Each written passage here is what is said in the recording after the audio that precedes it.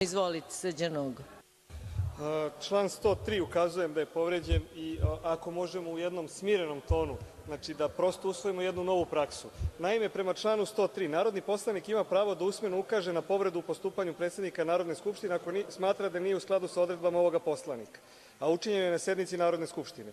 Pa dalje u stavu 4. narodni poslanik je dužan da navede koji je član Poslovnika povređen, da obrazloži u čemu se sastoji ta povreda, s tim što može govoriti najduže 2 minuta.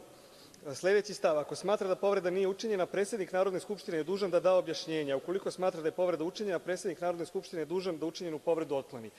Vi ne dozvoljavate ni narodnim poslanicima da u 2 minuta makar i pogrešno iznesu u čemu smatraju da je učinjena povreda Poslovnika. Ja mislim da bi trebali da usvojimo makar taj nivo poštovanja Poslovnika, pa i ako pogrešno tumače Poslovnik i ako smatrate da zloupotrebljavaju Poslovnik, onda im oduzmite od vremena poslaničke grupe, ali makar dajte 2 minuta i mislim da bi bilo manje tenzije u radu Narodne skupštine. A prosto, evo ovih 15 minuta kad bismo mogli da izbrišemo, bilo bi zaista zadovoljavajuće. Ajde svi da se vratimo na temu dnevnog reda i da ne kupimo jeftine političke poene na ovome.